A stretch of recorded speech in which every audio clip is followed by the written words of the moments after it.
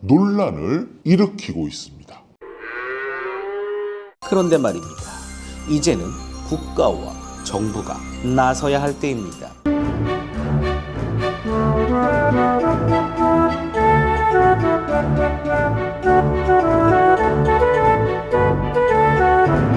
All happy together 농산당입니다. 오늘은 금융계의 뜨거운 논란이죠. 전 세계 1위의 비철금속 재련 기업이죠. 고려아연을 둘러싼 국부 유출 논란이 이어지고 있습니다.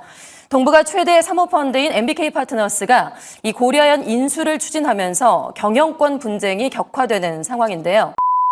바로 MBK 파트너스의 고려아연 인수 시도와 한국토지신탁 인수 사건에 대해서 이야기를 해보겠습니다. 과연 이 두 사건은 어떤 유사성을 가지고 있을까요? 지금부터 그 논란의 본질을 파헤쳐 보겠습니다. 과거 한국토지신탁 인수 시도가 다시 주목을 받고 있는데요. 당시 외국 자본의 우회적 투자 논란과 현재 MBK 파트너스의 상황이 매우 유사하다는 지적이 나오며 논란을 일으키고 있습니다. 먼저 한국토지신탁의 인수 과정을 살펴보겠습니다. 한국토지신탁은 1996년 공기업으로 설립된 후 민영화 과정에서 2009년 아이스텀이 최대 지분을 갖게 되었습니다. 이후 MK전자가 참여한 펀드가 2013년 추가 지분을 매입하며 민영화가 마무리되었습니다. 그러나 아이스텀이 지분을 매각하려는 과정에서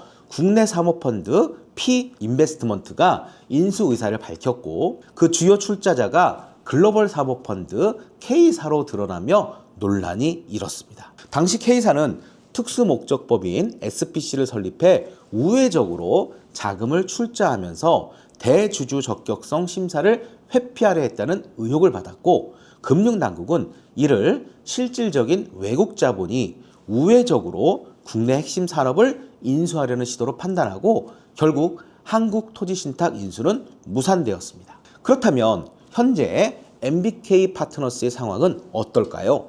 MBK 파트너스는 국내 법인으로 설립되었지만 고려아연 인수 시도의 주체인 유코펀드의 출자 구성에서 해외 자본이, 놀라지 마세요, 무려 80%를 차지하고 있으며 주요 자금이 중국과 중동에서 유입된 것으로 알려졌습니다. 특히 김병주 회장은 외국 국적을 보유하고 있으며 투자심의위원회에서 비토권을 포함한 막강한 권한을 행사한다고 전해집니다. 참고로 여기서 비토권이란 어떤 사안의 결정에 대해 거부할 수 있는 권리를 말합니다. 법조계에서는요, MBK 파트너스가 실질적으로 외국인 지배를 받는 회사로 인정될 가능성이 크다고 보고 있습니다. 고려아연은 아시겠지만 국가 핵심 기술과 국가 첨단 전략 기술을 보유한 기업으로 외국인 투자가 이루어질 경우 산업부 장관의 승인을 받아야 한다는 규정이 있습니다. 따라서 MBK 파트너스가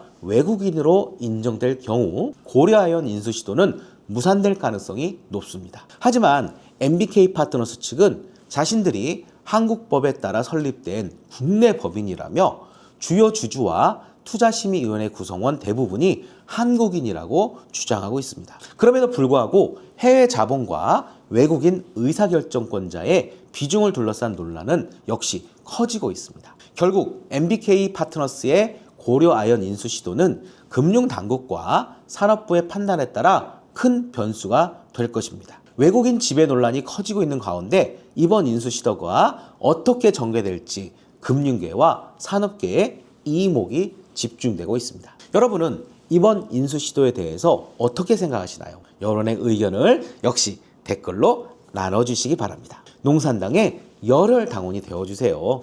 구독과 좋아요는 사랑입니다. 자, 여러분 오늘도 농산당 하세요.